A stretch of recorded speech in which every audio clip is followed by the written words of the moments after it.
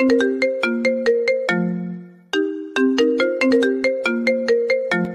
দূর, তুই আমার বর? এ কি, তুই তো একটা গুলুমুলু বাচ্চা। আচ্ছা, আপনি কি আমার জীবনে ঢোকার সাহস কিভাবে হলো আপনার? আমি আপনাকে বিয়ে করতে চাইনি, সেটা তো জানিয়েছিলাম ফোনে। চুপ, আমি তো নতুন বউ, আর এখন থেকে তোর অর্ধাঙ্গিনী। আগের সব কথা ভুলে যা।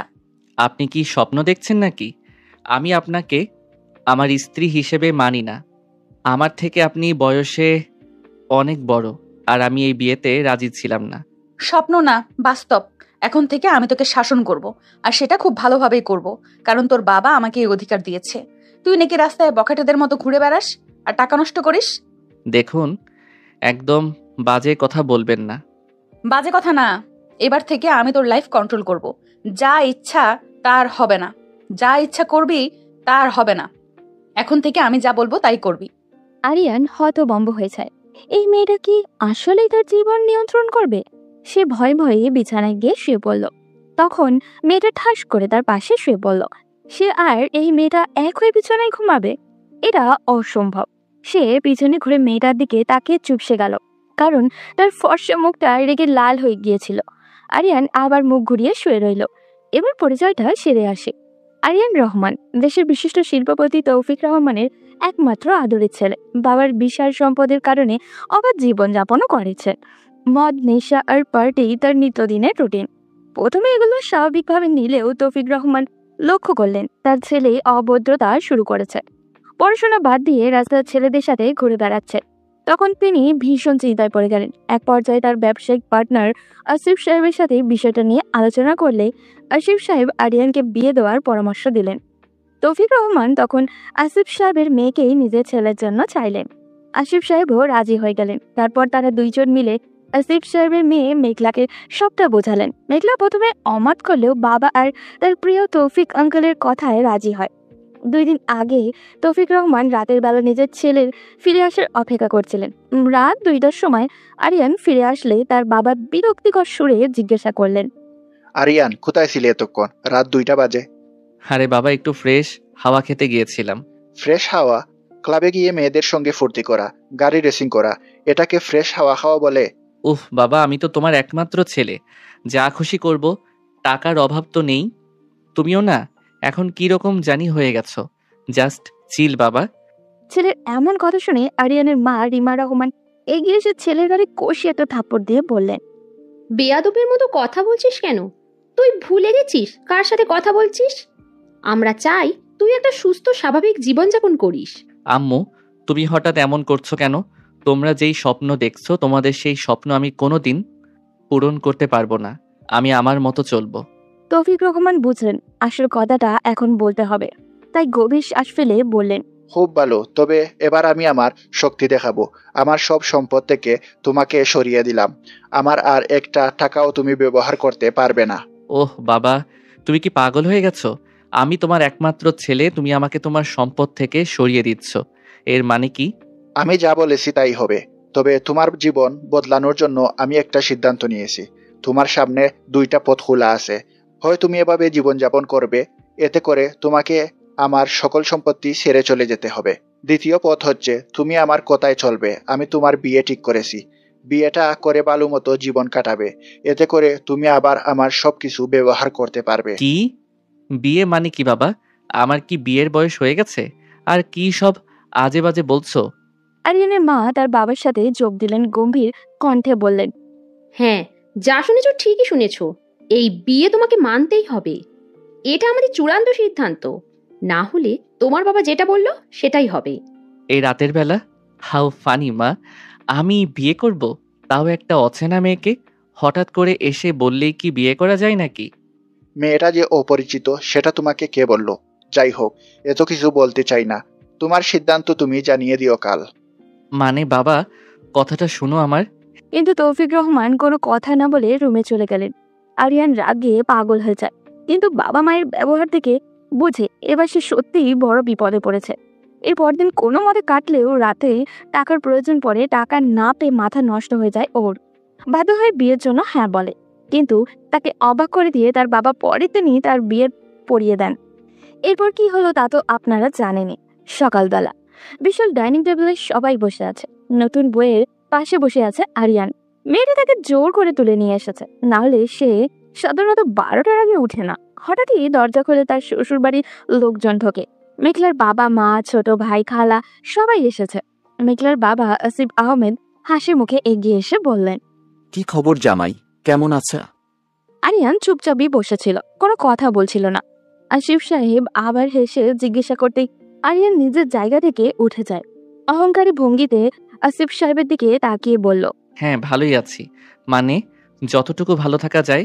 আচ্ছা, আপনাদের প্ল্যানটা কি বলেন তো? আমার তো মনে হয় আমার বাবার এই সম্পত্তি পুরোটা পাওয়ার জন্যই আপনার এই প্ল্যান। আমাকে জোরপূর্বক আপনার মেয়ের কাছে বিয়ে দেওয়া হলো। সবাই অবাক হয়ে আরিয়ানের দিকে তাকালো। আসিফ সাহেবের রাগ করার কথা, কিন্তু তিনি বেশ হাসি মুখেই কথাগুলো সহ্য করলেন। মেঘলার মা রোহেনা আহমেদ বিষয়টা আড়াল করার জন্য মৃদু হাসি দিয়ে বললেন, আরিয়ান বাবা, তুমি রাগ করো না। একদিন তো সেই বিয়ে করতেই হতো, একটু না হয় আগেই করলে। আর আমাদের মেঘলা খুব ভালো মেয়ে। রেহিনা আহমেদ কোথায় আরিয়ান হেসে উঠল। এগিয়ে গিয়ে মেঘলার মায়ের মুখের উপরে আঙুল উঠিয়ে বলল, ভালো মেয়ে তাই না? যদি এতই ভালো আপনাদের মেয়ে, তাহলে আমার কাছে জোর করে বিয়ে দিয়েছেন কেন? নিজের থেকে বয়সে ছোট একটা ছেলেকে বিয়ে করতে লজ্জা করলো না ওনার? আমি কি এই বিয়ে চেয়েছিলাম? মেঘলার ছোট ভাই তামিম বিষয়টা মেনে নিতে পারল না। সে আরিয়ানের সামনে এসে ভ্রু কুচকে বলল, দুলা ভাই, আপনি কি ইচ্ছে করে অভদ্রতা করছেন? আমার বাবা কেন আপনাদের সম্পত্তির প্রতি লোভ দিবে? আমাদের কি কোনো অভাব আছে?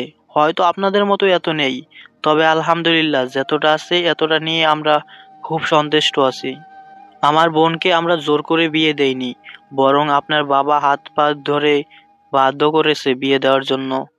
তাই ভদ্র ভাষায় কথা বলুন। ও রিয়েলি? তোর কাছে আমি ভদ্রতা শিখব?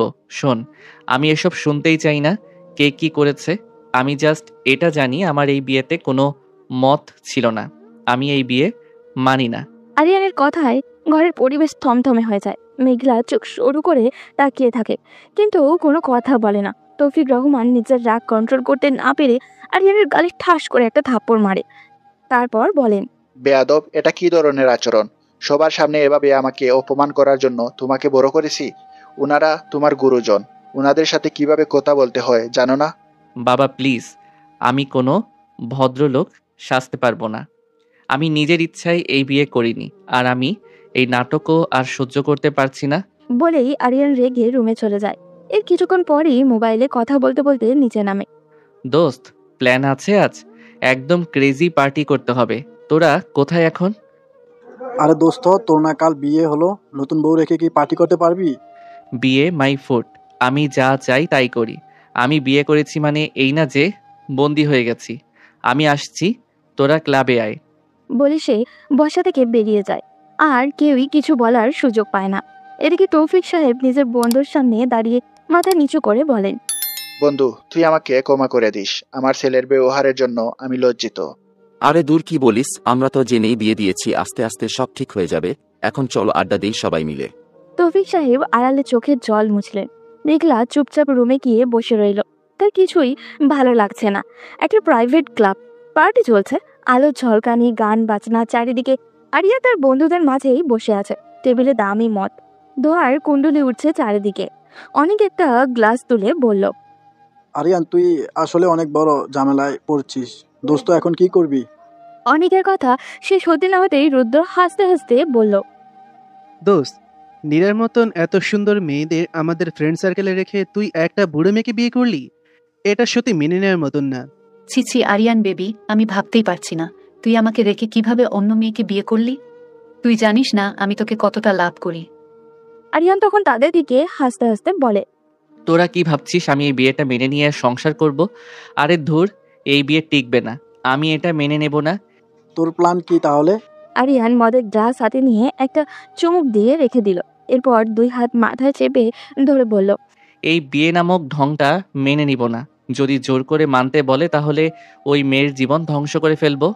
আরিয়ানের কথা শুনে ওর বন্ধুরা সবাই হো হো করে হেসে ওঠে। এরপর তারা একের পর এক ড্রিঙ্ক নিতে থাকে।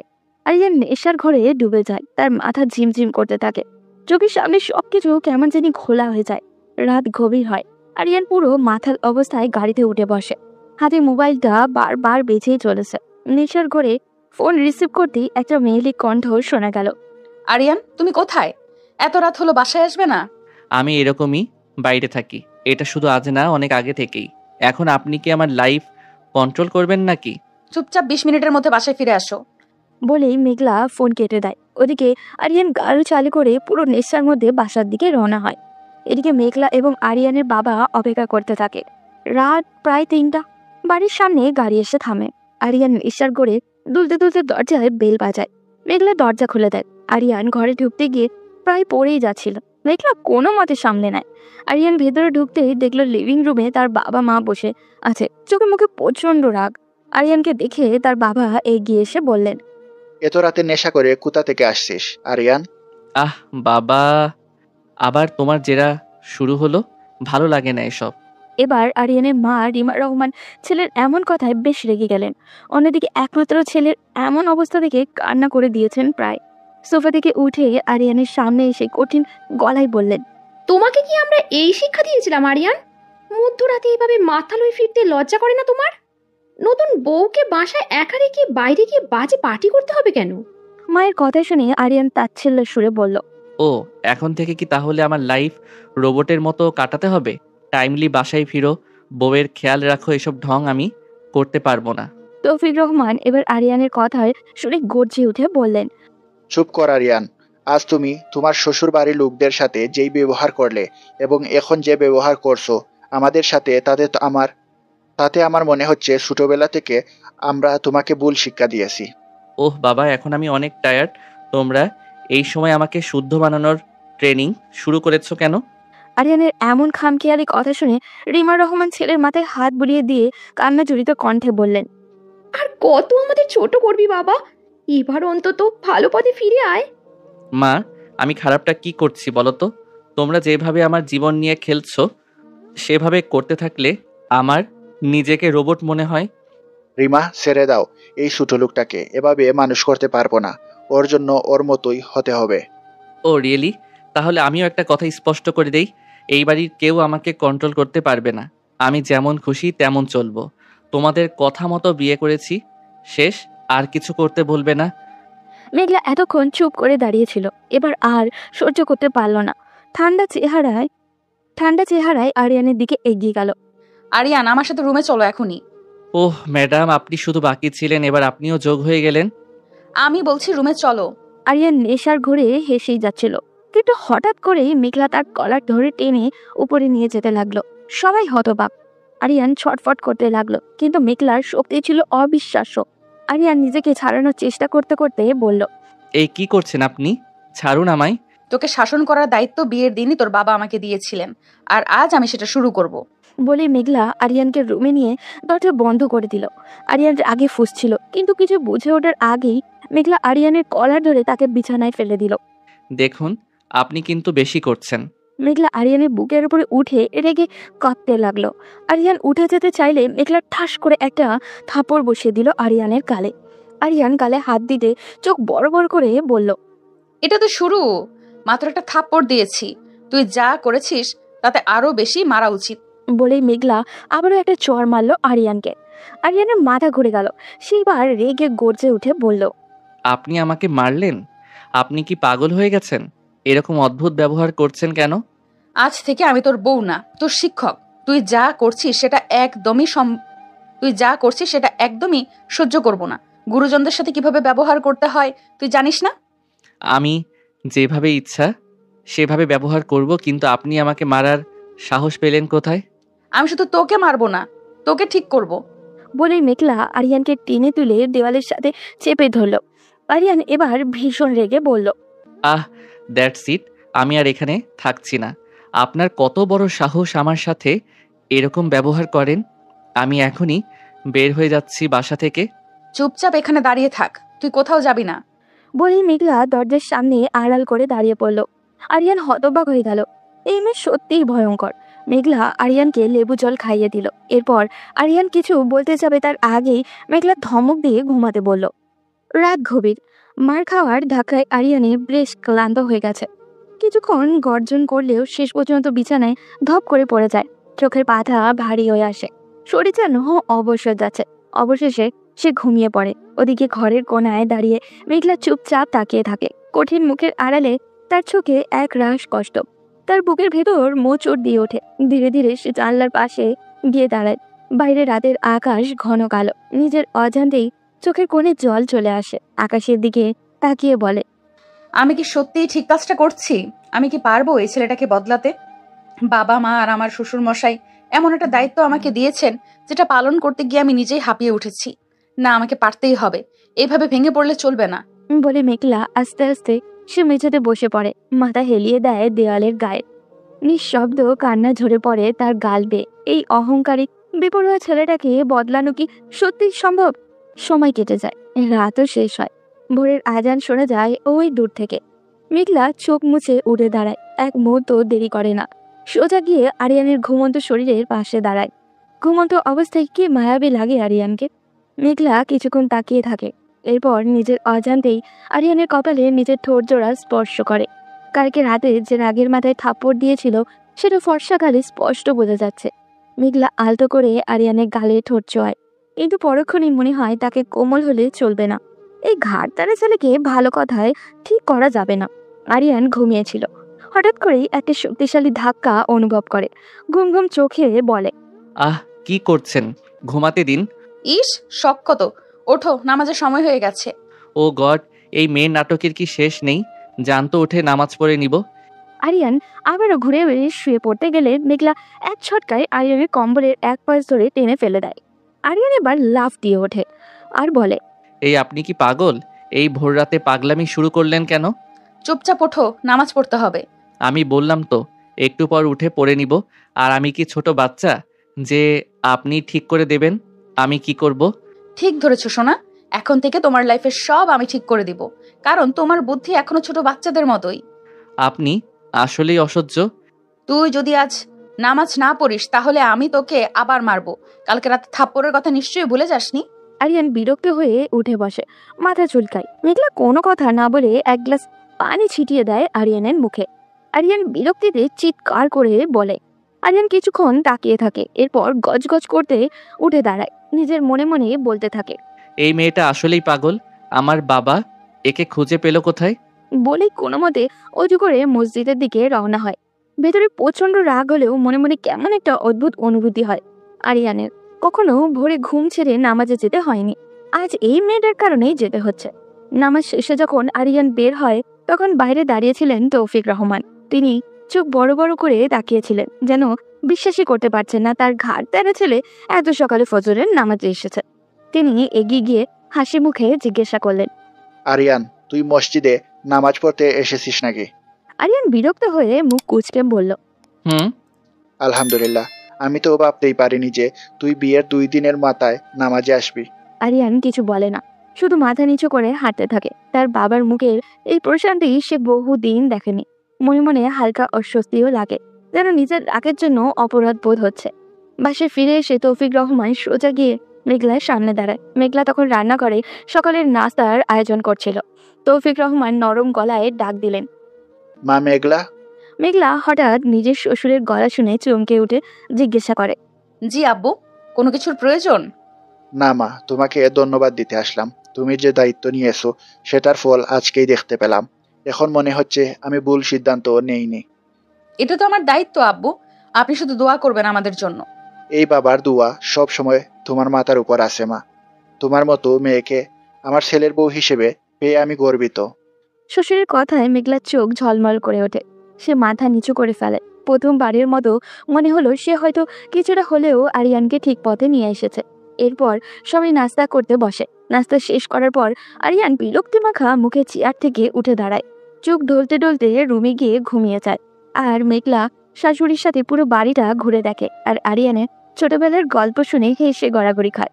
ওদিকে আরিয়ান দুপুরে খাবার শেষ করে সবার দিকে তাকিয়ে বলে, অনেক হলো সাধুর জীবন, এবার একটু ফ্রেশ হাওয়া নিতে চাই। আমার জন্য কারোর অপেক্ষা করতে হবে না। আমি সময় হলে এমনিতেই ফিরে আসব। মেঘলা আরিয়ানের কথায় কিছু না বলে শুধু একবার তাকায়। বুঝতে পারে আর কিছু একটা ঘটাতে যাচ্ছে এই ছেলে, কিন্তু কিছু বলে না। আরিয়ান বের হয়ে যায়। বিকেলবেলা শহরের সবচেয়ে জনপ্রিয় ক্যাফের পাশে আরিয়ান তার বন্ধুদের সাথে আড্ডা দিচ্ছিল। তাদের মধ্যে ছিল রুদ্র, অনিক এবং শুভ। সবসময় আরিয়ানের সাথে থাকে এরা। রুদ্র হাতে থাকা সিগারেটটা টান দিয়ে বলে, শুনছিস তোরা, আমাদের হিরো তো এখন বইয়ের হাতে বন্দী। ওর কথায় নামাজে পড়তে শুরু করেছে। ওহ, ভালোই তো। আমি ভাবছি তোর জন্য একটা টুপি কিনে দেব আরিয়ান। আরিয়ান চোখ সরু করে বন্ধুদের হাসি মাখা মুখগুলোর দিকে তাকায়, কিন্তু হঠাৎ করে ধমক দিয়ে বলে, একদম চুপ। তোরা কি আমার বন্ধু শালা? আমি আসলাম একটা সমাধান খোঁজার জন্য, আর তোরা আমাকে নিয়ে মজা করছিস। এমন সময় পাশে টেবিল থেকে এক ছেলেকে উঠে এসে আরিয়ানের দিকে বাঁকা চোখে তাকায়। তার নাম নাসির, এলাকার বকাটে একটা ছেলে। এতক্ষণ আরিয়ান আর তার বন্ধুদের কথা আড়ি পেতে শুনছিল। সে আরিয়ানের দিকে তাকিয়ে তার ছেলের সুরে বলে, আরে আরে, তোদের বড় লোক বাবার পয়সাওয়ালা ছেলে এখন বইয়ের কুকুর হয়ে গেছে নাকি?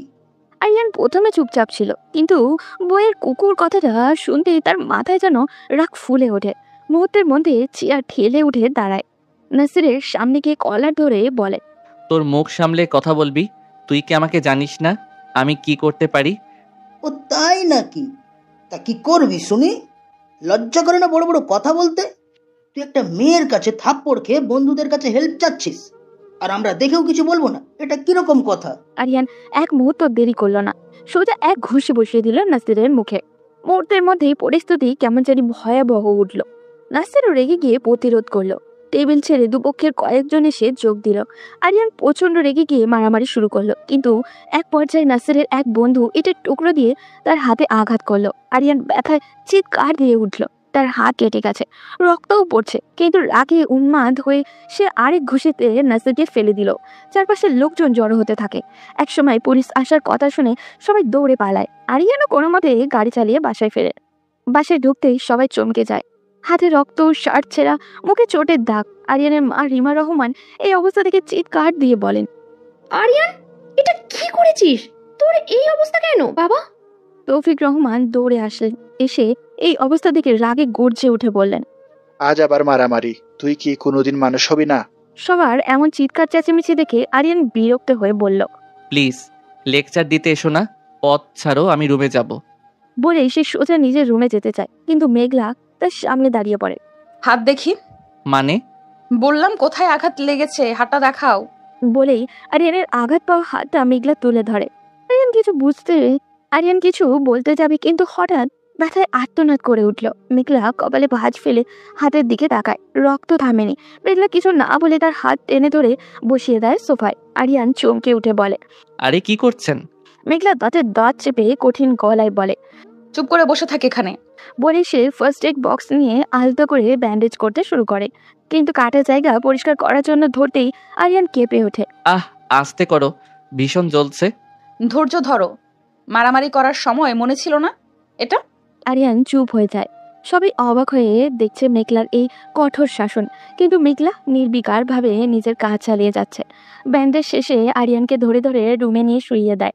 রাতে খাবারের সময় আরিয়ান এক হাতে খেতে পারছে না, বাম হাতে চামচ ধরতে গেলে সবই পড়ে যাচ্ছে। আরিয়ান রেগে খাবার ছেড়ে উঠে যায়। উফ, এই হাত দিয়ে খাওয়া সম্ভব না, আমি গেলাম। বলে আরিয়ান রুমে গিয়ে শুয়ে পড়ে। হঠাৎ করে মেঘলা হাতে একটা প্লেট নিয়ে তার পাশে এসে বসে। আরিয়ান অবাক হয়ে বলে, আপনি খাওয়া বাদ দিয়ে এখানে কেন? চুপচাপ উঠে হা কর, আমি খাইয়ে দিচ্ছি। মেঘলার কথায় আরিয়ান চোখ বড় বড় করে বলে, কি বলছেন এসব? মেঘলা কোনো উত্তর না দিয়ে আরিয়ানকে টান দিয়ে সোজা করে বসায়। এরপর এক লোকমা ভাত তার মুখের সামনে ধরে। আরিয়ান হালকা পিছিয়ে গিয়ে বলে, আপনি কি আমার সাথে মজা করছেন? মজা করতে যাব কেন?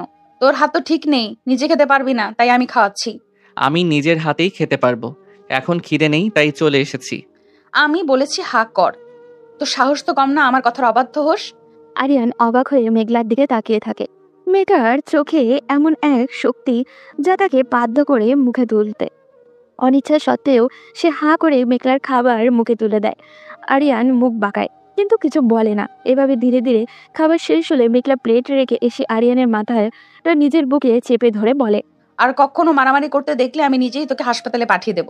আরিয়ান মেঘলার এমন কাণ্ডে চোখ সরু করে বলে, মানে কি এসবের? যা বললাম তা মনে রাখিস। তুই বুঝিস না আমার কষ্ট হয়, এরপরও কেন এরকম আচরণ করিস? আরিয়ান থমথমে মুখে তাকিয়ে থাকে মেয়েটার দিকে। মেঘলা যা বলছে সেটা যে মিথ্যা তা নয়। আরিয়ান খুব ভালো করেই জানে সে মেঘলাকে কষ্ট দিয়েই যাচ্ছে। সকালে সূর্য উকি দিচ্ছে, কিন্তু রহমান পরিবারের পরিবেশ আজ থমথমে। ড্রয়িং রুমে বসে আছেন তৌফিক রহমান, রিমা রহমান ও মেঘলা। আরিয়ান তখনও ঘুমিয়ে আছে। তৌফিক রহমান ভীষণ চিন্তিত, কপালে ভাঁজ স্পষ্ট। গভীর গলায় বললেন, আমি আর পারছি না রিমা, প্রতিদিন ছেলেটা নতুন নতুন ঝামেলা করছে, মারামারি, পার্টি, নেশা, কোনো কিছু বাদ দিচ্ছে না। আমি ওকে সঠিক পথে ফেরাতে চাই, কিন্তু কিভাবে করব মাথা কাজ করছে না। আমিও চাই ও ঠিক হয়ে যাক, কিন্তু কোনোভাবেই আমাদের কথা শুনতে চায় না। মেঘলা খুব শান্তভাবে দুজনের কথা শুনছিল। তারপর সে ধীরে ধীরে কথা বলে উঠল। আরিয়ানকে ঠিক করার একটাই উপায় আছে আব্বু। তৌফিক রহমান ও রিমা দুজনেই অবাক হয়ে মেঘলার দিকে তাকায়। তৌফিক রহমান কপালে ভাঁজ ফেলে জিজ্ঞাসা করেন, কি উপায় মা? আব্বু, আরিয়ানকে টাকা পয়সা দেওয়া পুরোপুরি বন্ধ করে দিন, এরপর যা করার আমি করব। এক মুহূর্তের জন্য ঘরে পিন পতন নীরবতা নেমে আসে। রিমা রহমান অবাক হয়ে বলেন, কি বলছো মা মেঘলা? হ্যাঁ আম্মু, আরিয়ানের ধারণা সে যা চাইবে ওর সব কিছু পাওয়া উচিত, এমন অহংকারী ভাবনা ওকে শেষ করে দিচ্ছে। তাই যতদিন না ও অফিসে গিয়ে নিজের কাজটা শুরু করবে ততদিন ওকে কোনো টাকা দিবেন না। কিন্তু মা, এতে যদি ও আরো রেগে যায়?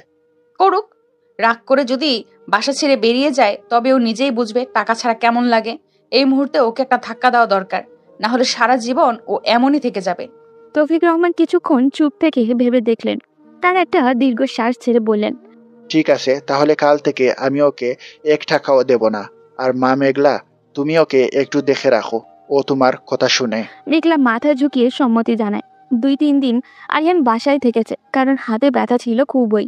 কিন্তু আজ সে সুস্থ, তাই আবার বন্ধুদের সাথে পার্টিতে যেতে চায়। সে সোজা তার বাবার রুমে যায়, গিয়ে স্বাভাবিক ভঙ্গিতেই বলে, বাবা, আমার 50,000 টাকা লাগবে, একটু আর্জেন্ট বের হব আমি। তৌফিক রহমান গম্ভীর মুখে তাকিয়ে থাকেন আরিয়ানের দিকে। তারপর মাথা নাড়িয়ে বলেন, টাকা নেই। আরিয়ান প্রথমে বুঝতে পারে না, ব্রো কুচকে জিজ্ঞাসা করেন, মানে কি বলছো বাবা? মানে তুই আজ থেকে কোনো টাকা পাবি না। আরিয়ানের মাথা যেন বাজ পড়ে, চোখ বড় বড় করে বাবার দিকে তাকিয়ে বলে, কি বাবা, তুমি কি সিরিয়াস?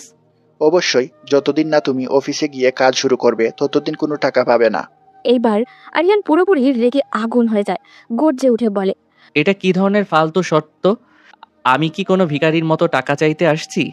তোমাদের দেওয়া শর্তে বিয়ে করলাম বলে এখন কথায় কথায় শর্ত দেওয়া শুরু করেছো? হ্যাঁ, এখন থেকে এভাবেই শর্ত দিব। তুমি পুরুষ মানুষ, বাবার টাকা উড়ানোর জন্য জন্ম নাওনি, নিজে উপার্জন করার জন্য জন্ম নিয়েছো।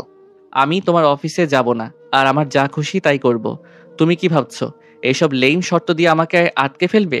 বলেই আরিয়ান রাগে গজগজ করতে করতে বাসা থেকে বেরিয়ে যায়। পরবর্তী 2-3 দিন আরিয়ান কোনোভাবে বন্ধু বান্ধবের কাছ থেকে টাকা ধার নিয়ে চালিয়ে নেয়।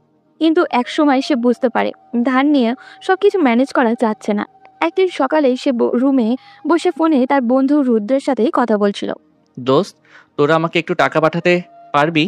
দোস্ত, আমার হাতে এখন একদম খালি, তুই তোর বাবার কাছ থেকে নিচ্ছিস না কেন? আর বলিস না দোস্ত, আমার বাবা 1 টাকাও দিচ্ছে না। বলছে অফিসে গেলে টাকা দিবে। তাহলে তুই অফিসে যা, অফিসে গেলে তো টাকা পাবি। আমি কোনো অফিস টফিস করব না। তাহলে আমাদের আর কিছু বলিস না দোস্ত। বলে রুদ্র ফোন রেখে দেয়। আরিয়ান হতভম্ব হয়ে বসে থাকে। ধীরে ধীরে তার মাথাটা একটা বিষয় স্পষ্ট হয়ে আসে।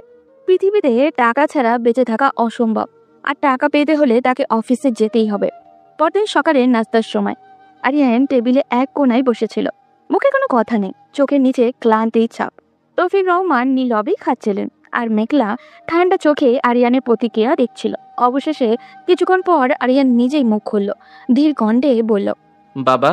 আরিয়ান ডাকে তৌফিক রহমান মুখ তুলে তাকালেন। আরিয়ান একটু ইতস্তত করে বলল, বাবা, আমি আজ থেকে অফিসে যাব সিদ্ধান্ত নিয়েছি। এক মুহূর্তের জন্য সবাই চুপ। তারপর রিমা রহমান খুশিতে চোখ বড় বড় করে ফেললেন।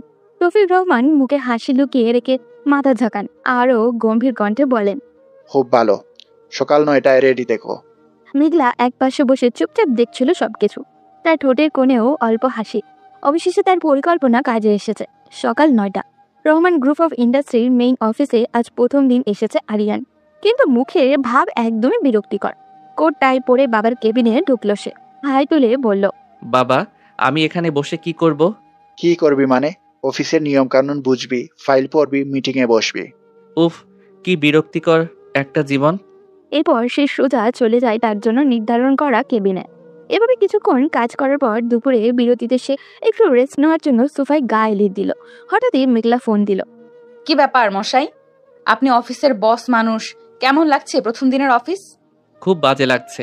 এইসব কাজকর্ম আমার জন্য না, বুঝলেন? বুঝলাম, কিন্তু এখন থেকে এটাই তোমার জীবন, মানিয়ে নিতে হবে বেবি। আরিয়ান বিরক্তি হয়ে ফোন রেখে দিল, কিন্তু ও বুঝতে পারলো অল্প অল্প করে তার লাইফ চেঞ্জ হতে শুরু করেছে। এইভাবে এক সপ্তাহ কেটে গেছে। প্রতিদিন সকাল 9টায় অফিসে যেতে হচ্ছে, সারাদিন কাজ করতে হচ্ছে। ধীরে ধীরে তার শরীর ক্লান্তও হয়ে যাচ্ছে। ঠিক এই সময় এক সন্ধ্যায় তার পুরনো বন্ধু বান্ধবীর সাথে দেখা হয়ে গেল। এক অভিজাত রেস্টুরেন্টের সামনে দাঁড়িয়ে আছে আরিয়ান। হঠাৎই রুদ্র, অনিক আর আরো কয়েকজন বন্ধু হেসে এসে এগিয়ে এলো। রুদ্র হাসতে হাসতে বলল, আরে আরিয়ান, এটা কি তুই ভাই? তোকে তো একদম স্যুট টাই পরা বাবুদের মতো মনে হচ্ছে। বলেই সবাই হো হো করে চোখ গেল। তোরা ঠিক কি বলতে চাইছিস? বলতে চাইছি, তুই কি সত্যি বদলে গেছিস? পার্টি, মজা, নেশা সব ছেড়ে দিয়ে একটা বোরিং বিজনেসম্যান হয়েছিস? না মানে এই অফিস অফিস খেলা তোদের জন্য না দোস্ত, চল আজ একটু মজা করি। কিন্তু পুরোনো জীবনে হাতছানি সে উপেক্ষা করতে পারল না। বন্ধুরা একের পর এক কথা বলে ওকে রাজি করালো। আরিয়ান আবেশে নিঃশ্বাসের বাস ছেড়ে বলল, আচ্ছা ঠিক আছে, চল। এরপর তারা সবাই চলে গেল এক নাইট ক্লাবে। নাইট ক্লাবে ঝলমলে আলো, উচ্চ শব্দে বাজতে থাকা মিউজিক, হাতে একের পর এক ড্রিঙ্ক। আরিয়ান আবারও আগের মতো ফুর্তি করা শুরু করলো। বন্ধুরা তাকে উস্কে দিচ্ছে। কিছুক্ষণ পর এক আকর্ষণীয় মেয়ে এসে ওর পাশে বসলো। এরপর হালকা হাসি দিয়ে বলল, হাই, আমি লিজা। তুমি নিশ্চয়ই আরিয়ান। আমি আরিয়ান, কিন্তু তুমিও আমার নাম জানলে কি করে লিজা? উফ, কিছু বলো না তুমি। তুমি হলে এখানকার ক্রাশ বয়, তোমাকে চিনবো না? ও রিয়েলি বেবি? কথা বলতে বলতে ওরা একসঙ্গে ডান্স ফ্লোরে চলে গেল আর ধীরে ধীরে সব সীমা অতিক্রম করলো। পরদিন সকালবেলা আরিয়ান একটা অপরিচিত অ্যাপার্টমেন্টের বেডে শুয়ে আছে, তার পাশে লিজা। আরিয়ান মাথায় হাত দিল। রাতে সবকিছু মনে পড়তে শুরু করলো। আরিয়ান মাথায় হাত দিয়ে বলতে শুরু করলো, ও গড, আমি এটা কি করলাম? আমার এটা করা একদম উচিত হয়নি, একদম না। কিন্তু এখন আর কিচ্ছু করার নেই। সে দ্রুত বের হয়ে বাসার দিকে রওনা দিল। বাসার দরজা খুলতেই সবাই ওর দিকে তাকালো। মেঘলা, ওর বাবা মা সবাই চিন্তায় অস্থির হয়েছিল। রিমা রহমান কান্না করে আরিয়ানকে জড়িয়ে ধরে বললেন, আরিয়ান বাবা, তুই কোথায় ছিলি সারা রাত? ও মা, ছাড়ো তো, সব সময় তোমাদের এইসব ন্যাকামো ভালো লাগে না। আরিয়ানের মা এবার নিজের ছেলের কাছ থেকে দূরে সরে আসলেন। এটা কি বললো তার ছেলে? তিনি তার এই ছেলেকে যেন চিনতেই পারছেন না। ওদিকে মেঘলা কিছু বলছে না, শুধু এক দৃষ্টিতে তাকিয়ে থাকলো আরিয়ানের দিকে। তৌফিক রহমান তখন আরিয়ানের কাছে এসে বললেন, তোর এই বেহায়াপনা আমরা মেনে নেব না। অনেক হয়েছে, এখন সবকিছুর সীমার বাইরে চলে যাচ্ছে। শুনো বাবা, আমাকে ভয় দেখাতে এসো না। যাও, যা পারো করো। মেঘলা ধীরে ধীরে উঠে দাঁড়ালো। আরিয়ানের কাছে এসে কান্না করে বলল, ভেবেছিলাম তোমাকে কিছুটা হলেও ঠিক পথে আনতে পেরেছি, কিন্তু আজ প্রমাণ করে দিলে আমার ধারণা সম্পূর্ণ মিথ্যা। আমি আসলেই ব্যর্থ। আজ থেকে তোমার যা ইচ্ছা তুমি তাই করো, আমি আর তোমার সাথে কোনো কথা বলবো না। বলেই মেঘলা কান্না করতে করতে রুমে চলে গেল। ওদিকে আরিয়ান অবাক হয়ে তাকিয়ে রইল। পরের কয়েকদিন মেঘলা একদমই চুপচাপ হয়ে গেল। আরিয়ান যদি ইচ্ছা করে কথা বলতে চায়, তবুও মেঘলা একটা কথারও উত্তর দেয় না। নাস্তার টেবিলে মেঘলা আসতো, কিন্তু একদম চুপচাপ খেয়ে চলে যেত। রাতে ঘরে গেলেও মেঘলা কোনো কথা বলতো না, এমনকি ওর দিকে তাকাতও না। এইরকম কিছুদিন চলার পর অবশেষে আরিয়ানের ভেতরে কিছু অনুভূতি তৈরি হতে শুরু করলো। রাতে বিছানায় শুয়ে আরিয়ান একদম শান্তভাবেই ভাবছিল। আগে মেঘলা সব সময় কথা বলতো, ঝগড়া করতো, খুনসুটি করতো, কিন্তু এখন তো একদমই চুপ থাকে। এটা কেন হচ্ছে? কোনোভাবে আরিয়ান বুঝতে পারলো মেঘলার এই পরিবর্তন ওর জন্য কষ্টদায়ক হয়ে উঠেছে। কেন সে মেঘলাকে নিয়ে এত চিন্তা করছে? না, কোনো উত্তর নেই ওর কাছে। আরিয়ান এইগুলোর উত্তর জানার জন্য পাগল হয়ে গেছে। রাত তখন প্রায় 10টা। মেঘলা বেডরুমে বসেই বই পড়ছে। আরিয়ান দরজায় দাঁড়িয়ে চুপচাপ দেখছে। মেঘলার সেদিকে কোনো খেয়ালই নেই।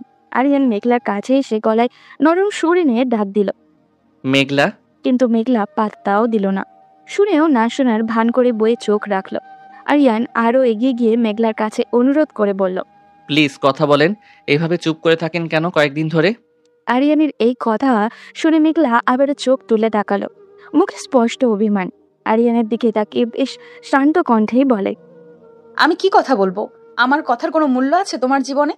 আমি যত কিছুই বলি না কেন, তোমার জীবন তো তোমার ইচ্ছে মতোই চলছে। আরিয়ান এবার মেঘলার সামনে এসে হাঁটু গেড়ে বসে পড়ল। মেঘলা আরিয়ানের এমন ব্যবহার দেখে বেশ চমকেই গেল। আরিয়ান ঠিক কি করতে চাইছে সেটা বুঝতে মেঘলা পারছে না। আরিয়ান হাঁটু গেড়ে বসে হালকা হাসি দিয়ে বলল, আপনি এভাবে চুপ করে থাকলে আমার কষ্ট হয়। কেন কষ্ট হয় আমি জানি না, তবে আপনি আমার অভ্যাসে পরিণত হয়ে গেছেন। আপনার সাথে আমার কথা বলাই লাগবে। মেঘলা তখন তার ছেলের একটা হাসি দিয়ে বলল, কি বললে তুমি? কষ্ট হয়?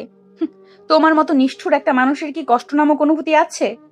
হ্যাঁ হয়, আর সেটা কেন হয় জানি না বলেই আমার কাছে মনে হচ্ছে আপনার সাথে কথা বলা জরুরি। মেঘলা এবার উঠে দাঁড়ালো। আরিয়ানা নিজের জায়গা ছেড়ে মেঘলার মুখোমুখি হলো। তখন মেঘলা গম্ভীর কণ্ঠে বলল, যদি সত্যি আমার সাথে কথা না বললে তোমার কষ্ট হয়, তাহলে কেন তুমি প্রতিবার আমাকে কষ্ট দাও? কেন আমার কথার কোনো দাম দাও না? আমি সবকিছু ছেড়ে তোমাকে আপন করতে চাইছি, কিন্তু তুমি বারবার আমাকে ধ্বংস করে দিচ্ছ। আরিয়ান চুপ। কি বলবে ও, কি বলবে বুঝেই উঠতে পারছে না। তার কিচ্ছু তো বলার নেই। মেঘলা যে কথাগুলো বলছে তার বিন্দু পরিমাণও মিথ্যে নয়। আরিয়ানকে কথা বলতে না দেখে মেঘলা আবারও বলে উঠল, আমি আর পারছি না আরিয়ান, সবকিছুর একটা সীমা থাকে। ভালোবাসা না থাকলে সংসার করার নাটক করে কি লাভ? সংসারে বাঁচতে হলে ভালোবাসার প্রয়োজন, যেখানে হারানোর ভয়ে দুজনেরই চোখ ভিজবে। আরিয়ান কিছুক্ষণ বলতে পারল না। তার মাথায় প্রচন্ড যন্ত্রণা শুরু করলো। তাই সেখান থেকে এক প্রকার পালিয়ে চলে এলো। মেঘলাও বাধা দিল না, কারণ নিজেকে ভালো করে জানার জন্য, নিজেকে পর্যালোচনা করার জন্য একাকিত্বের প্রয়োজনীয়তা আছে। আর সেই একা সময়টা মেঘলা আরিয়ানকে দিতে চায়। মেঘলা আবারও বইয়ে মন দিল, কিন্তু চোখের কোণায় পানি কেমন চিকচিক করছে। ইচ্ছা করলেও পড়ার মনোযোগ দিতে পারছে না। তার মনে একটাই চিন্তা, আরিয়ান কি এবার সত্যিই অনুশোচনায় অনুভব করলো? কিন্তু পরদিন সকাল, মেঘলা ফোন হাতে নিয়ে সোফায় বসেছিল। হঠাৎ তার ফোনে একটা অপরিচিত নাম্বার থেকে নোটিফিকেশন এলো। মেসেজ ওপেন করতেই মেঘলা চোখে বিস্ফোরিত হলো। কিছু ছবি, একটি নাইট ক্লাবে তোলা যেখানে আরিয়ান এক মেয়েকে জড়িয়ে ধরে আছে। আরো কয়েকটা ছবি যেখানে আরিয়ান একটা মেয়েকে জড়িয়ে ধরে শুয়েও আছে। ছবিগুলো দেখে পরিষ্কার বোঝা যাচ্ছে আরিয়ান সেদিন এই মেয়েটার সাথেই রাত কাটিয়েছিল। মেঘলাও হাত কাঁপতে লাগলো, নিঃশ্বাস ভারী হয়ে গেল, চোখের কোণ দিয়ে পানি গড়িয়ে পড়লো ওর। ঠিক তখনই আরিয়ান রুমে ঢুকলো। মেঘলাকে এভাবে দাঁড়িয়ে থাকতে দেখে হালকা হাসি দিয়ে বলল, কি ম্যাডাম, আজ তো মনে হচ্ছে আপনার একটু রাগ কম। এভাবে রোবটের মতো দাঁড়িয়ে আছেন কেন? আরিয়ানের এমন কথা শুনে মেঘলার ভিতরে যেন আগুন জ্বলে উঠল। নিজের প্রিয় মানুষটাকে অবৈধভাবে অন্য কারোর সাথে থাকতে দেখলে যে কোনো মেয়েরই এরকম অনুভূতি হওয়ার কথা। মেঘলা দ্রুত উঠে দাঁড়ালো, ফোনটা আরিয়ানের দিকে ছুড়ে দিয়ে চিৎকার করে বলল, এটা কি আরিয়ান? মেঘলার এমন ব্যবহারে আরিয়ান বেশ চমকেই গেল। তাড়াতাড়ি ফোনটা হাতে নিল। আরিয়ান ফোন হাতে নিতেই ছবিগুলো দেখে আঁতকে উঠল। তার মুখ শুকিয়ে গেল। এই ছবিগুলো মেঘলা কোথায় পেল? এগুলো তো মেঘলার পাওয়ার কথা না। আর যদি কেউ পাঠিয়েও থাকে তাহলে সেই মানুষটাকে। আরিয়ান ভীষণ অবাক হলো। চোখ বড় বড় করে মেঘলার দিকে তাকিয়ে বলল, এটা এটা আপনাকে কে পাঠালো? মেঘলার চোখ দিয়ে তখন বৃষ্টি শুরু হয়েছে। রাগে তার শরীর কাঁপছে। এগিয়ে এসে আরিয়ানের কলার চেপে ধরে বলল, আমি জানতে চাই না কে পাঠিয়েছে। আমি জানতে চাই এটা সত্যি কি না। তুমি জাস্ট আমাকে একটা জিনিস ক্লিয়ার করো। আরিয়ান কিছু বলতে পারছিল না। ও জানে সেই রাতে কি হয়েছিল, কিন্তু এখন কিভাবে ব্যাখ্যা করবে, আর সেটা বললেও কি মেঘলা তাকে বিশ্বাস করবে? আরিয়ান মাথা নিচু করে নিল। আরিয়ানের মাথা নিচু করা দেখে মেঘলার আর বুঝতে বাকি রইল না ছবিগুলো আসলেই সত্য। মেঘলা এবার আরো জোরে কান্না করে দিল। আরিয়ানকে টেনে নিজের কাছে নিয়ে এসে কাঁপা কাঁপা কণ্ঠে বলল, ছি আরিয়ান, ছি। আমি ভেবেছিলাম তুই হয়তো নেশা করিস, বাবার টাকা উড়াস, সব আমি আমার ভালোবাসা দিয়ে জয় করে নিব। কিন্তু আজ এটা দেখার পর আমার আর কিচ্ছু বলার নেই। এত বড় একটা কাজ করার পরও তোর চেহারায় লজ্জার কোনো ছাপ নেই। তুই কি একবারও ভাবলি না আমি এটা দেখার পর আমার কিরকম লাগবে? আর তোর ফিল হবেই বা কি করে? তুই তো আমাকে ভালোই বাসিস না। আরিয়ান কিছু বলছে না, চুপচাপ দাঁড়িয়ে আছে। মেঘলা কান্না করতে করতে মাটিতে বসে পড়ল। আরিয়ান ভীষণ খারাপ লাগতে শুরু করলো। সে মেঘলার কাছে গিয়ে মেঘলার কাঁধে হাত দিয়ে বলল, মেঘলা প্লিজ আমার কথা শুনুন। মেঘলা ধাক্কা দিয়ে আরিয়ানকে সরিয়ে দিয়ে উঠে আরিয়ানের গালে ঠাস করে একটা থাপড় মারল। আরিয়ান গালে হাত দিয়ে দাঁড়িয়ে আছে। মেঘলা গর্জে উঠে বলল, তোর সাহস কি করে হলো আমাকে টাচ করার? আমি আজ পর্যন্ত কোনো ছেলের কথা মাথায়ও আনিনি। আমারও তো এই বিয়েতে মত ছিল না, কিন্তু বাবা মায়ের কথা মেনে নিয়ে সংসার শুরু করেছিলাম, তোকে ভালোবাসতে শুরু করেছিলাম, কিন্তু তুই দিনের পর দিন আমাকে না জানিয়ে অন্য মেয়েদের সাথে। ছি। দেখুন, আমার পুরো কথাটা শুনুন। আমি ইচ্ছা করে এই কাজ করিনি। আমি নেশার মধ্যে ছিলাম, কি করেছি আমি নিজেও জানি না। বাহ, কি সুন্দর কথা। আপনি নেশার ঘরে ছিলেন, তাই একটা মেয়েকে নিয়ে বেডে চলে গেছেন। তা আপনাকে কে বাধ্য করেছিল নেশা করার জন্য? দেখুন, আমি ডিপ্রেশন থেকে বের হওয়ার জন্য ড্রিঙ্কস করি। আপনি আর বাবা যেভাবে আমাকে সব বিষয়ে জোর করেন, সেটা আমার পক্ষে মেনে নেওয়া অসম্ভব। আমার নিজের ইচ্ছার কি কোনো দাম নেই? আপনাদের ধারণা আমাকে জোর করলেই ভালো হয়ে যাব? বাহ, এখন নিজের অন্যায়ের জন্য তুই আমাকেই দোষারোপ করছিস। ঠিক আছে, আমি চলে যাব, আর জোর করব না কোনো কিছুতে। তুই তোর মতো থাক। আরিয়ান কিছু বলতে যাবে তখনই মেঘলা ওর সামনে থেকে চলে গেল। তার চোখে অভিমানের ছাপ স্পষ্ট। মেঘলা রেগে নিজের কাপড় গুছিয়ে কিছুক্ষণ পরেই ফিরে আসলো আরিয়ানের এখানে। নিজের জায়গায় স্থির দাঁড়িয়ে আছে। মেঘলা লাগেজ নিয়ে এসে আরিয়ানকে শক্ত গলায় বলল, এই মিথ্যা সম্পর্ক আমি আর টেনে নিতে পারবো না মিস্টার আরিয়ান। আজ থেকে আপনি আপনার মতো থাকুন, আমি চললাম। আপনি কি সত্যিই চলে যাবেন? দেখুন, বিষয়টা আমরা কথা বলে সমাধান করতে পারতাম। কথা বলে ঠিক করা যেত যদি বিষয়টা শুধু আমাদের মধ্যে সীমাবদ্ধ থাকতো, কিন্তু তোমার চরিত্র এতটাই উত্তম যে সেটা এখন অন্য মেয়েদের জন্য ভয়ঙ্কর হয়ে উঠেছে। তাই আমি আর এক মুহূর্ত এই বাড়িতে থাকতে চাই না। ভালো থেকো। বলে এক মুহূর্ত দেরি না করে সে দরজা খুলে বেরিয়ে গেল। আরিয়ান বাকরুদ্ধ হয়ে গেছে। কথা বলার শক্তিটাও যেন ওর কাছে আজ নেই, তাই চুপচাপ বসে রইল। দেখতে দেখতে সন্ধ্যা পেরিয়ে রাত গভীর হলো। মেঘলা নিজের বাসায় এসে দরজা বন্ধ করেই বসেছিল। বাসায় আসার পর থেকেই চোখের পানি আর কোণে বাদ মানেনি। মেঘলা শুয়ে শুয়ে ভাবতে থাকে, আমি কি ভুল করলাম, নাকি ওকে শুধরে দেওয়ার চেষ্টাই ভুল ছিল? ও কি জানে এই অল্প দিনে আমি ওর এই তেরামো স্বভাবটাকে কতটা ভালোবেসে ফেলেছি? এমন আমি থাকবো কি করে ওকে ছাড়া? ওদিকে আরিয়ান নিজের ঘরে দাঁড়িয়ে জানলার বাইরে তাকিয়েছিল। তার মনের ভেতরে কেমন জানি একটা শূন্যতা তৈরি হয়েছে। মেঘলা চলে যাওয়ার পর পুরো বাসাটা কেমন যেন ফাঁকা লাগছে। আরিয়ান নিজের মনের সাথে যুদ্ধ করে বারবার হেরে যাচ্ছে। সে তো এই বিয়েটাই মানে না। তাহলে তাহলে কেন তার এত কষ্ট হচ্ছে? সে চোখ বন্ধ করে নিজেকে প্রশ্ন করে, আমি কি সত্যিই এতটা খারাপ? উত্তর হয়তো হ্যাঁ, আসলে।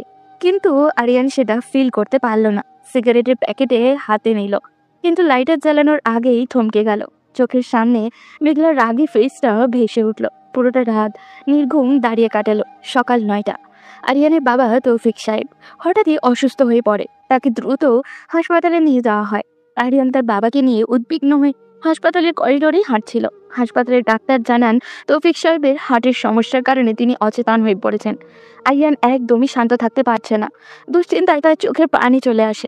বেশ কিছুক্ষণ পর তৌফিক সাহেব জ্ঞান ফিরলে আরিয়ান তার বাবার পাশে বসে গম্ভীরভাবে বলে, বাবা, তুমি ঠিক হয়ে যাবে, কোনো চিন্তা করো না। তৌফিক সাহেব একটা দীর্ঘ সময় শ্বাস ফেললে হালকা কণ্ঠে ডেকে উঠে বললেন, আরিয়ান। হ্যাঁ বাবা, বলো, তুমি ঠিক আছো তো? কষ্ট হচ্ছে কোথাও? হ্যাঁ বাবা, আমি ঠিক আছি। আমাকে নিয়ে চিন্তা করতে হবে না। আমি আর কয়েকদিন বাঁচবো। আমি তোমাকে কিছু বলতে চাই। আরিয়ান চোখে পানি নিয়ে বাবার হাত ধরে বলে। আরিয়ান অবাক হয়ে তার বাবা তৌফিক সাহেবের দিকে তাকায়। আজ বাবার চোখে মুখে অদ্ভুত একটা কষ্টের ছাপ তার চোখে পড়েছে। হয়তো আগে কখনো বাবাকে এত গভীর মনোযোগ দিয়ে দেখেনি, নাহলে অনেক আগেই দেখতে পেত। তৌফিক সাহেব আস্তে আস্তে বলতে শুরু করলেন, আরিয়ান, তুমি মেঘলাকে নিয়ে আসো। ও তোমার জন্য ভালো ছিল। তুমি হয়তো ওর রাগী চেহারাটার বাইরে থেকে দেখেছো। মূলত আমি ওকে বলেছিলাম তোমাকে একটু শাসনে রাখতে। খুব ভালো মেয়ে, কত বিয়ের প্রস্তাব এসেছিল ওর জন্য, কিন্তু সব সেরে আমার আর ওর বাবার কথায় চোখ বন্ধ করে তোমাকে না দেখেই বিয়েতে রাজি হয়েছে। আরিয়ান অবাক হয়ে যায়, তার বাবার দিকে তাকায়, কিন্তু মনের মধ্যে এক অজানা বাধা অনুভব করে। হয়তো নিজের অহংকারটাও ও এখনো ছাড়তে পারছে না। বাবা, আমি ওনাকে যেতে বলিনি। উনি নিজের ইচ্ছায় গিয়েছেন, আমি কেন ওনাকে ফিরিয়ে আনবো? তুমি বুঝবে না বাবা, একটা সংসারে রাগ অভিমান হতেই পারে, তাই বলে দুপক্ষেই রাগ নিয়ে বসে থাকলে চলবে না। আর ভুলটা তোমারই। তোমার বন্ধুদের সাথে সম্পর্ক নিয়ে আমি কোনোদিন কোনো কথা বলিনি। তারা তোমাকে ফ্রি ব্যাংকের মতো ব্যবহার করেছে। ওদের কাছে গিয়ে টাকা দিচ্ছ, তাদের নিয়ে ঘুরছো, নিজের ভবিষ্যৎ ধ্বংস করছো। এটা ঠিক না। কিন্তু বাবা, আমি তাদেরকে ছাড়া কিছু করতে পারি না। তোমার বন্ধুদেরকে তুমি একটু দেখো, ওরা তোমাকে ব্যবহার করছে। আচ্ছা, মানলাম তোমার কথা, তবে তুমি আমার একটা কথা রাখো। তুমি জাস্ট কিছুদিনের জন্য ওদের সাথে টাকা খরচ করা বন্ধ করে দাও। আর তাদের কাছে বলো যে তুমি এখন সমস্যায় পড়েছো, একটু সময়ের জন্য তাদের সাহায্য চাও। এরপর যদি ওরা তোমার পাশে থাকে, আমি কথা দিলাম আর কোনোদিন তোমাকে কিছু বলবো না। আরিয়ান এবার কিছুটা থমকে যায়। বাবার কথাগুলো তার কাছে কেন জানি বেশ চিন্তার মনে হচ্ছে। সে কি একবার চেষ্টা করে দেখবে? দেখতে তো ক্ষতি নেই। আর ওই মেয়েটার সাথে রাত কাটানোর কথা তো তার বন্ধুরা আর ওই মেয়েটা ছাড়া আর কেউই জানে না। তাহলে এই খবরটা মেঘলার কাছে দিলটাকে। সব মিলিয়ে আরিয়ান সিদ্ধান্ত নিল তার বাবার কথাই রাখবে। আরিয়ান তার বাবা তৌফিক সাহেবের কথা অনুসারে তার বন্ধুদের কাছে সাহায্য চায়। প্রথম দিকে কিছু বন্ধু তাকে সাহায্য করতে চায়, কিন্তু 3-4 দিন পর তারাও আরিয়ানকে এড়িয়ে যেতে শুরু করে। কিন্তু এই বন্ধুদের সে দিনের পর দিন লাখ লাখ টাকা দিয়েছে। একদিন রাতে আরিয়ান তার বন্ধুদের সঙ্গে আড্ডা দিতে গিয়ে তার মন খারাপ করার অভিনয় করে, যেটা দেখে তারা হাসতে থাকে। রুদ্র একটু খোঁচা দেওয়ার জন্যই বলে, তো আরিয়ান, এখনকার ড্রিঙ্কের টাকাও দিতে পারছি না। তুই না বলতি তোর বাবার টাকার সমুদ্র কোনোদিনও শুকাবে না, তাহলে আজ কেন এই হাল হলো তোর? দেখো দোস্ত, আমি তো বললাম এখন একটু ফ্যামিলি প্রবলেম চলছে। বাবা আমাকে প্রায় প্রতিদিনই বাসা থেকে বের করে দিতে চাইছে। তোদের আমি কত হেল্প করলাম, তোরা এই কয়েকটা দিন আমাকে হেল্প করতে পারছিস না? দেখ আরিয়ান, তুই আমাদের বন্ধু ছিলি না, আমাদের কাছে একটা ভরসা ছিলি তুই, যার ভরসা আমরা পার্টি করে বেড়াতাম। আর আমার ধারণা তোর বাবাও কোনোদিন তোকে তোর বাসায় ঢুকতে দেবে না, কারণ তখন আমাদের টাকার কি হবে। তাই এখন যার যা নিজেদের রাস্তায় চলাটাই মনে হয় ভালো হবে। আরিয়ান হাঁ হয়ে শুধু তার বন্ধুদের কথাই শুনছিল। অনেকক্ষণ আরিয়ানের সামনে একটা মদের গ্লাস নাচাতে নাচাতে সেটা একটা চুমুক দিয়ে বলে, তুই আমাদের বন্ধু ছিলি না, তুই কেবল টাকা ছিলি। ঠিক এই গ্লাসটার মতো, যাতে আমরা চুমুক দিয়ে ফিল্ডি নিতাম। এই গ্লাসে মদ না থাকলেও যেমন গ্লাসটার কোনো মূল্য নেই, ঠিক সেরকম তোর কাছে টাকা না থাকলে তোর সাথে আমাদের কোনো বন্ধুত্বই নেই। আরিয়ান শকড হয়ে যায়, পুরোপুরি ভেঙে পড়ে। আজ আস্তে আস্তে তার ভুলগুলো সে বুঝতে পারছে। এইরকম বন্ধুদের জন্যই কি সে তার বাবা মায়ের সাথে খারাপ ব্যবহার করত? এই কি তার সেই বন্ধুগুলো? আরিয়ান চুপচাপ ক্লাব থেকে বের হয়ে রাস্তা দিয়ে হাঁটতে হাঁটতে ভাবে, আমি আসলেই ভুল করেছি। সবসময় আমি শুধু নিজের ইচ্ছা মতো চলেছি। ওদের চালাকিটা আমি ধরতেই পারিনি। আমি শুধু মুখেই চালাক বলি, কিন্তু আমি আসলে ভীষণ বোকা, ভীষণ। আরিয়ান অন্ধকার রাস্তা দিয়ে হাঁটতে হাঁটতে উপলব্ধি করতে থাকে সে কোথায় কোন ভুলটা করেছে। হাঁটতে হাঁটতে বাসায় ফিরে আসে, তার মন ভারাক্রান্ত। এই ঘটনার পর সে নিজেকে খুবই ক্ষতিগ্রস্ত এবং একা অনুভব করে। কয়েকদিন কারোর সাথে কথা না বলে চুপচাপ রুমে বসে অজানা ভাবনায় ডুবে থাকে। তৌফিক সাহেব আর তার মা শুধু ছেলের অস্বাভাবিক পরিবর্তন দেখছিলেন। প্রায় 3 দিন পর আরিয়ান গিয়ে তৌফিক সাহেব ও তার মায়ের কাছে গিয়ে দাঁড়ায়, কান্না করে বলে, মা, বাবা, আমি জানি আমি অনেক ভুল করেছি। তোমাদের সবার সামনে আমি অপমান করেছি, নিজের মতো চলেছি। তোমরা প্লিজ আমাকে শেষবার একটা সুযোগ দাও নিজেকে পরিবর্তন করার। বলেই আরিয়ান কান্না করে তার বাবা মায়ের পা জড়িয়ে ধরে। আরিয়ানের বাবা এটা দেখে আরিয়ানকে তুলে শক্ত করে জড়িয়ে ধরেন। তৌফিক সাহেবও শান্ত কণ্ঠে বলেন, আরিয়ান, যা ঘটেছে তা এখন অতীত। তুমি নিজের ভুল বুঝতে পেরেছো, এটাই অনেক। তবে এটা তোমার জন্য একটা সুযোগ। যত দ্রুত পারো নিজেকে পরিবর্তন করো। এমনভাবে নিজেকে তৈরি করো যাতে সবাই তোমাকে দেখে ঘৃণা নয়, বরং হিংসা করবে। হ্যাঁ বাবা, তুমি নিজের ভুল বুঝতে পেরেছো, এটাই আমাদের জন্য সবচেয়ে আনন্দের। এখন থেকে সব ছেড়ে নিজের জীবনের প্রতি মনোযোগ দাও। এই স্বার্থপর দুনিয়ায় কেউ কারোর জন্য কিচ্ছু করে না। আরিয়ানের তার মায়ের কাছে গিয়ে মাকেও শক্ত করে জড়িয়ে ধরে বলল, আম্মু, আমি মেঘলাকে ফিরিয়ে আনতে চাই। আমি জানি আমি ওনাকে কতটা আঘাত করেছি, কিন্তু আমি ওনার কাছে ক্ষমা চাইব। আমি ওনাকে ভীষণ মিস করছি মা, ভীষণ। আরিয়ান এবার পুরোপুরি ভেঙে পড়েছে। তার চোখের কোণে পানি জমে যায়। ছেলের এমন পরিবর্তনে তার বাবা মাও ভীষণ খুশি হন। তৌফিক সাহেব নিজের ছেলেকে শক্ত করে বুকে জড়িয়ে ধরে বললেন, তুমি ঠিক পথেই আছো বাবা। এবার তুমি নতুন করে সব শুরু করতে পারবে। তুমি যাও, গিয়ে বৌমাকে ফিরিয়ে নিয়ে আসো। মেয়েটা বড্ড কষ্ট পেয়ে চলে গেছে, হয়তো অভিমান করে আসতে চাইবে না। তুমি বেশি জোরাজুরি করো না, আমরা ওকে বুঝাবো। আমরা তোমার পাশে আছি। বাবার কথা শুনে আরিয়ান কিছুটা হলেও সাহস পায়। পরদিন সকালে আরিয়ান সোজা মেঘলার বাসায় চলে যায়। সেখানে গিয়ে মেঘলার পরিবারের সবাইকে সম্মান জানিয়ে সবার কাছে ক্ষমাও চায়। তারা সবাই চুপ করে তাকিয়ে থাকে। হঠাৎ আরিয়ানের এমন পরিবর্তন হয়তো তারাও আশা করেনি, কিন্তু মন থেকে তারাও অনেক খুশি হয়। আরিয়ান মেঘলার কথা জিজ্ঞাসা করতেই সবাই মেঘলার রুম দেখিয়ে দেয়। আরিয়ান একা মেঘলার রুমে প্রবেশ করে। মেঘলা তখন তার রুমেই বসেছিল। আরিয়ানকে দেখে মেঘলার চোখে যেন আগুন জ্বলে উঠল। হয়তো অভিমানে পাহাড়টা জমতে জমতে অনেক বড় পর্যায়ে পৌঁছে গেছে, তাই রাগে তার মুখ লাল হয়ে গেছে। আরিয়ান এই চেহারা দেখে ভয় পেয়ে যায়। কোনো উপায় না পেয়ে মেঘলার দিকে তাকিয়ে আস্তে করে বলে, মেঘলা, আমি জানি আমি আপনাকে কষ্ট দিয়েছি। আমি আসলেই দুঃখিত। আমাকে ক্ষমা করবেন প্লিজ। মেঘলা শান্তভাবে কিছুক্ষণ তাকিয়ে থেকে হঠাৎ দ্রুত উঠে দাঁড়িয়ে আরিয়ানের দিকে এগিয়ে আসে এবং আরিয়ানের গালে জোরে একটা থাপ্পড় মারে। কণ্ঠে আকাশ সমান অভিমান নিয়ে বলে, তুমি কিভাবে আমাকে এভাবে ফেলে রাখতে পারলে আরিয়ান? আমি তো বিশ্বাস করেছিলাম তুমি বদলাবে, তুমি আমাকে নিতে আসবে, কিন্তু তুমি আবার ভুল করেছো। দিনের পর দিন আমি এখানে মৃত্যুর সমান যন্ত্রণা অনুভব করেছি, কিন্তু তুমি আমাকে নিতে আসোনি। আরিয়ান কিছুক্ষণ চুপ থাকে, কিন্তু সে হাল ছাড়বে না। তার চোখে দৃঢ়তা, সে আজ মেঘলাকে ফিরিয়ে নিয়ে যাবে। আরিয়ান ধীরে ধীরে মেঘলার কাছে আসে, এরপর নিজের কান ধরে বলে, আমি তো আপনার কাছে আমার ভুল স্বীকার করছি মেঘলা। আমি জানি আপনার রাগ অস্বাভাবিক নয়, কিন্তু আমাকে একটা সুযোগ দিন প্লিজ। আমি কথা দিচ্ছি সব ছেড়ে দিব, অতীতের সব ভুলে গিয়ে আমাদের সম্পর্কটা ঠিক করব। অনেক দেরি হয়ে গেছে আরিয়ান, তোমার কথাগুলো এখন আমার কাছে মিথ্যা সান্ত্বনা মনে হচ্ছে। প্লিজ তুমি এখানে দাঁড়িয়ে থেকে তোমার সময় নষ্ট করো না।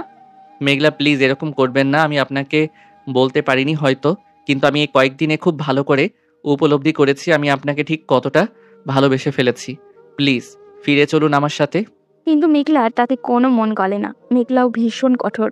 একটা কথা বলে ফেলে আরিয়ানকে, তুমি সত্যি যদি আমাকে ভালোবাসো তাহলে আজ এই মুহূর্তে এখান থেকে চলে যাবে এবং আমায় কথা দিবে এখান থেকে ভালো পথে চলবে। কিন্তু মেঘলা, আমার কথাটা শুনুন। যা বললাম সেটাই, এখন এখান থেকে চলে যাও। বলেই মেঘলা দ্রুত পায়ে রুম ত্যাগ করে। হয়তো আরিয়ানের থেকে নিজের চোখের জল লুকানোর প্রচেষ্টা করছে।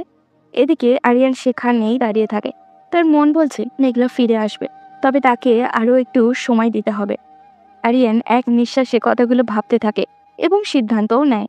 তার কাজ দিয়ে মেঘলার বিশ্বাস আর ভালোবাসা আবারও জয় করবে। আরিয়ান হতাশ মুখে বাড়ি ফিরে আসলে তার বাবা তাকে ঘিরে ধরেন। কি ব্যাপার আরিয়ান, মেঘলা আসেনি? না বাবা, উনি আমাকে ফিরিয়ে দিয়েছে। চিন্তা করো না বাবা, মেয়েটা তো অনেক কষ্ট পেয়েছে, তাই হয়তো অভিমান করেছে। তোমার কাছে আমাদের অনেক প্রত্যাশা, আর আমরা বিশ্বাস করি তুমি এবার সঠিক পথে চলবে। যদি তুমি সবকিছু ঠিক করে নাও তাহলে আমি কথা দিচ্ছি মেঘলাকে আবার এই বাড়িতে ফিরিয়ে আনবো। আরিয়ান মাথা নিচু করে থাকে। তার চোখে আজ ভীষণ হতাশা। কষ্ট চাপা রেখে বলে, মা, আমি ওনার কাছে ক্ষমা চেয়েছি, কিন্তু উনি আমার কথাটাও শুনতে চাননি। আমি কি এতটাই দোষী মা? তুমি দোষী না, নির্দোষ সেটা দেখার সময় এখন নয় আরিয়ান। অতীতের সব ভুলে যাও। তুমি যদি সৎ ইচ্ছা নিয়ে এগিয়ে যাও তাহলে সবকিছু ঠিক হয়ে যাবে। আরিয়ান এবার দৃঢ়ভাবে নিজেকে পরিবর্তন করা শুরু করে দেয়। বেশ কিছুদিন ধরে নিজের মধ্যে পরিবর্তন আনতে চেষ্টা করছে। তার বাবা তাকে অফিস সামলানোর দায়িত্ব দিয়েছেন, আর সে এখন বুঝতে শুরু করেছে তার অতীতের ভুলগুলো। কেটে গেছিল একটা মাস। একদিন অফিস থেকে ফিরে সে বাসায় ঢোকে। আরিয়ান অবাক হয়ে যায়। বাসার পরিবেশ পুরোপুরি বদলে গেছে। আরিয়ান সিঁড়ি বেয়ে উপরে ওঠে। তার রুমের দিকে যেতেই দেখে পুরো রুম সাজানো। দেয়ালে সুন্দর ডেকোরেশন, বিছানায় নতুন শীট আর বালিশ, টেবিলের ওপরেও ফুলের ছড়াছড়ি। বাসার সবাই বেশ আনন্দিত। এবার মায়ের মুখেও কেমন জানি হাসি। আরিয়ানকে দেখে তার মা হাসি মুখে বলে, আরিয়ান, তুমি এসে গেছো? হ্যাঁ, এই তো আসলাম। কিন্তু বাড়িতে এটা কি হচ্ছে মা? সবকিছু এত পরিবর্তন। রুমে গেলেই বুঝতে পারবে। মায়ের কথায় আরিয়ান তখন রুমের ভিতরে ঢুকে। এতক্ষণ দরজার দিকে থাকায় লক্ষ্য করেনি। মেঘলা শান্তভাবে বিছানায় বসে আছে, তার মুখেও মিষ্টি হাসি। এটা দেখে আরিয়ান চমকে ওঠে। তার চোখের সামনে মেঘলার উপস্থিতি। আরিয়ান দৌড়ে মেঘলার কাছে গিয়ে বলে, মেঘলা, আপনি এখানে কিভাবে? মেঘলা হালকা হাসি দিয়ে উঠে দাঁড়িয়ে আরিয়ানের কাছাকাছি এগিয়ে আসে। কিছু সময় চুপচাপ আরিয়ানকে পর্যবেক্ষণ করে মৃদু হাসি দিয়ে বলে, আমি ফিরে এসেছি আরিয়ান। তোমার পরিবর্তন থেকে নিজেকে আটকে রাখতে পারিনি। আমার জন্য আমার পিচ্চি বড়টা এতটা দায়িত্বশীল হয়ে গেছে, এটা দেখার পরও কি আমি বসে থাকবো? আরিয়ান অবাক হয়ে মেঘলার দিকে তাকায়, যেন সে বিশ্বাসই করতে পারছে না। আপনি আসবেন আমাকে একবারও বললেন না। আমি আজকেও আপনাকে কত কল করলাম, কিন্তু আপনি কেটে দিলেন। আমি তো আশা ছেড়ে দিয়েছিলাম প্রায়। মেঘলা মৃদু হাসি দিয়ে সামনে এগিয়ে আসে আর আরিয়ানের হাত জড়িয়ে ধরে বলে, আমি জানতাম তুমি সঠিক পথে ফিরে আসবে আরিয়ান। আমার ভালোবাসা মিথ্যে নয়, আমার চেষ্টা বৃথা যায়নি। আরিয়ান শান্ত হয়ে গভীরভাবে মেঘলার দিকে তাকিয়ে থাকে। সে বুঝতে পারে এই দীর্ঘ সময়ের মধ্যে মেঘলা শুধু তাকেই ভালোবাসে, তাকে সঠিক পথে ফিরিয়ে আনার জন্যই অপেক্ষা করেছে। আরিয়ান মনে মনে বলে, আমি আপনাকে আর কখনো হারাতে চাই না মেঘলা, কখনোই না। এখন পুরো বাসায় এক অদ্ভুত শান্তি বিরাজ করছে। আরিয়ান তার পরিবর্তনে তো জীবনের দিকে পা বাড়াতে শুরু করেছে, কিন্তু সেই সাথে সে জানে যে মেঘলার প্রতি তার দায়িত্ব অনেক বেশি বেড়ে গেছে। সবাই মিলে একসাথে খাওয়া দাওয়াও করে। বাড়িতে যেন আজ উৎসব শুরু হয়ে গেছে। রাতে আরিয়ান আর মেঘলা একে অপরকে জড়িয়ে ধরে বারান্দায় দাঁড়িয়ে আছে। মেঘলা এই অবস্থায় মিষ্টি একটা হাসি দিয়ে বলে, জানো আরিয়ান, তুমি যদি আর একটু আগে সব ছেড়ে দিতে পারতে, তাহলে এতদিনে আমরা অনেক কিছুই ভিন্নভাবে দেখতে পারতাম। আমাদের সম্পর্কটা এতদিনে পূর্ণতা পেয়ে যেত। হ্যাঁ, ভুলটা আমারই। আমার ভুলগুলো শুধরে নিতে কিছুটা সময় লেগেছে, কিন্তু এখন তো আর কোনো বাধা নেই। আমরা কি অসমাপ্ত কাজটা সমাপ্ত করতে পারি না? তা পারি, কিন্তু আমি সেটা করব না। কেন? আপনি কি চান না আমাদের সম্পর্কটা পূর্ণতা পাক? মতলব কি পিচ্ছি? মনে হচ্ছে যেন আর নিজেকে সামলাতে পারছো না। মেঘলার কথায় আরিয়ান কিছুটা লজ্জা পেয়ে যায়, কিন্তু পরক্ষণই মেঘলাকে নিচের কোলে তুলে নিয়ে রুমে নিয়ে যেতে যেতে বলে, অনেক হয়েছে দূরত্ব। আজ থেকে আমাদের মাঝে আর কোনো দূরত্ব থাকবে না। কি করছো আরিয়ান? ছাড়ো আমাকে। ছাড়ার জন্য ধরেছি নাকি? এতদিন যখন বলেছেন আমি নিজের ইচ্ছায় চলি, আজ না হয় শেষবারের মতো আমি আমার ইচ্ছা মতো কাজ করি। ও তাই নাকি? তাহলে শুরু করো, আমিও দেখি আমার পিচ্ছি বরের জোর কতটুকু। রাত গভীর হয়ে আসে। আরিয়ান ও মেঘলা একে অপরের সাথে মিশে যায়। পূর্ণতা পায় একটি সম্পর্ক।